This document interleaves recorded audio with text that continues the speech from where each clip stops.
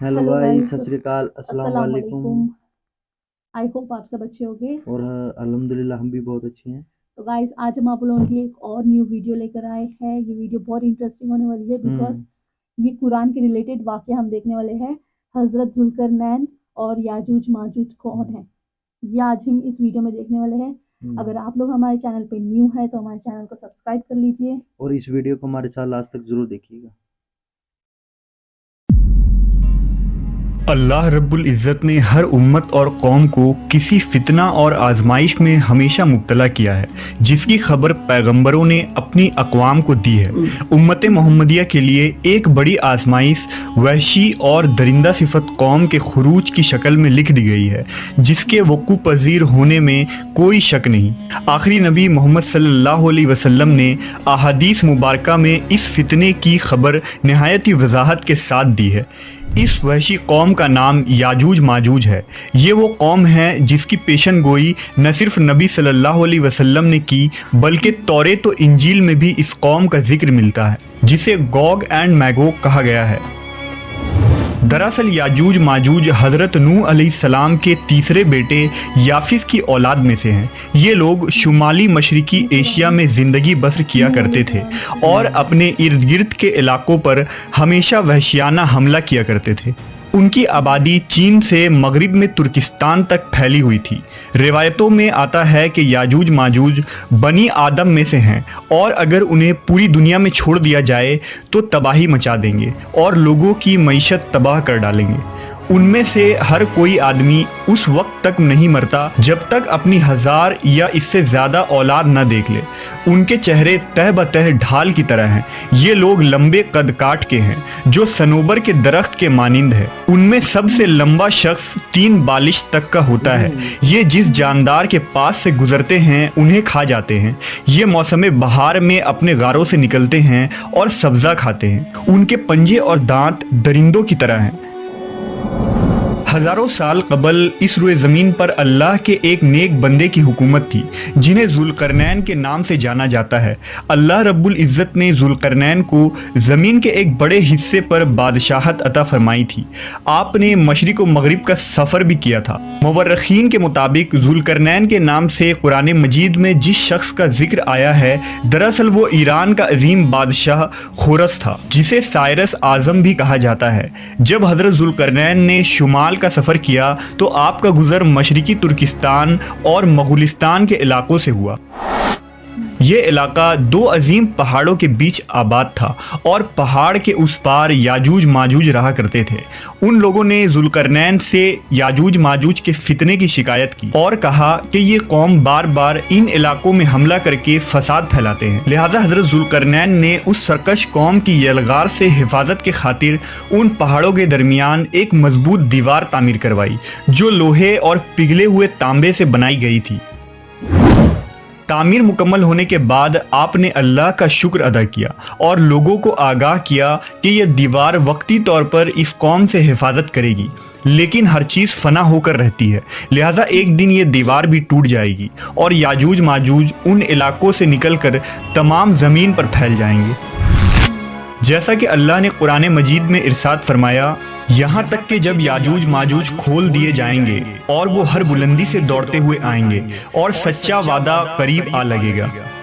हज़रत अबू हुरैरा से रवायत है कि रसूल अल्लाह सल्लल्लाहु अलैहि वसल्लम ने फरमाया, फिर वो दीवार तोड़कर लोगों पर निकल आएंगे, सारा पानी पी जाएंगे, लोग किलाबंद हो जाएंगे, वो हर टीले से भागते हुए आएंगे, उनके अगले अफराद बहरे तिब्रिया से गुजरेंगे तो उसका सारा पानी पी जाएंगे और उनके आखिरी अफराद वहाँ से गुजरेंगे तो कहेंगे कि कभी यहाँ पानी हुआ करता था, और हज़रत ईसा अलैहिस्सलाम और उनके साथी महसूर हो जाएंगे, यहाँ तक कि बैल का सर तुम्हारे मौजूद 100 दिनारों से भी ज़्यादा कीमती होगा।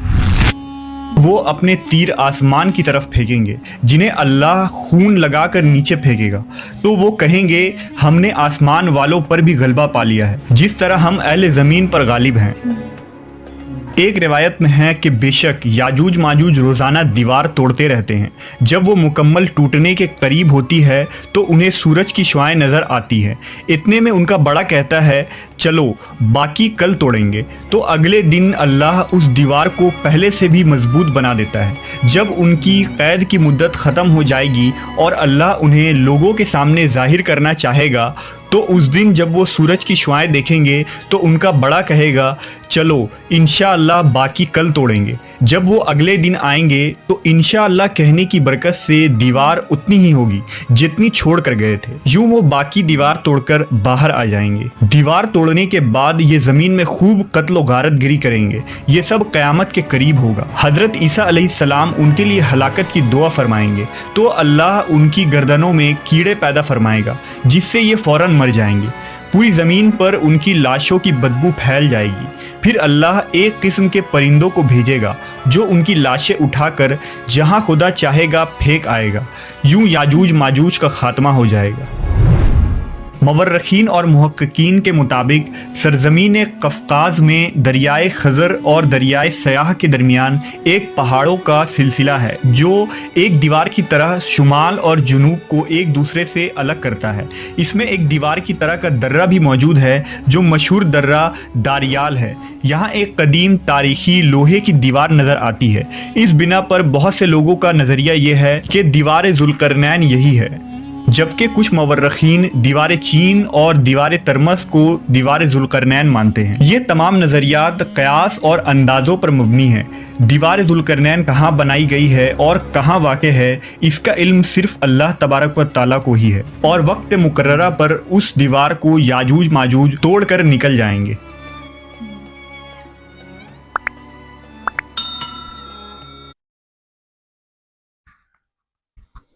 तो गाइस यही थी आज की वीडियो, और वीडियो बहुत अच्छी थी। बहुत अच्छी तरीके से जो भी भैया ने बताया है याजूज माजूज के बारे में।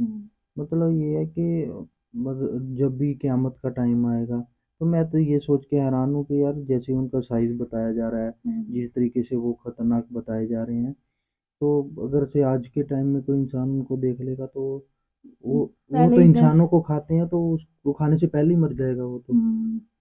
और मतलब कि वो जब निकलेंगे तो पानी, सारा पानी पी जाएंगे पानी पी जाएंगे। उस रास्ते के।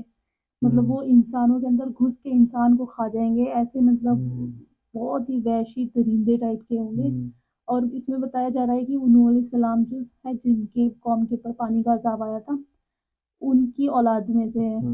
उनके 2-3 मतलब एक जो उनका बेटा था वो ईमान नहीं लाया था, और उनके 2 बेटे और थे। उनके बेटों में से ही इसकी नस्ल आगे बढ़ी एक है। चीज़ मुझे बहुत अच्छी लगी, तो जब भैया ने ये चीज़ बताई ना कि वो मतलब दीवार तोड़ते रोज़ तोड़ते हैं, ठीक है, और अगले दिन फिर वो दीवार मतलब पहले से ज़्यादा मजबूत हो जाती है। और उसके जब वो दीवार टूटेगी तो जब वो दीवार तोड़ रहे होंगे और जब वो बोलेंगे इंशाल्लाह, मतलब थोड़ी सी बाकी हाँ, रहेगी ना तो दीवार सिर्फ इतना बोलने पे, सिर्फ इंशाल्लाह बोलने पे, तो वो दीवार दोबारा जो है वो अल्लाह उसको मजबूत नहीं करेंगे।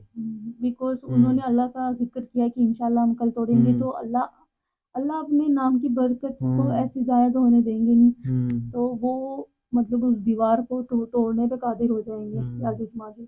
और मतलब ये सब क़यामत के करीब होगा और हम नहीं जानते क़यामत कब आएंगी। तो हज़रत ईसा अलैहिस्सलाम की दुआ की वजह से इनका खात्मा भी होगा। तो गाइस यही थी आज की वीडियो। आई होप आप लोगों को ये वीडियो काफ़ी अच्छी लगी होगी, जैसे हम लोगों को काफ़ी अच्छी लगी ये वीडियो।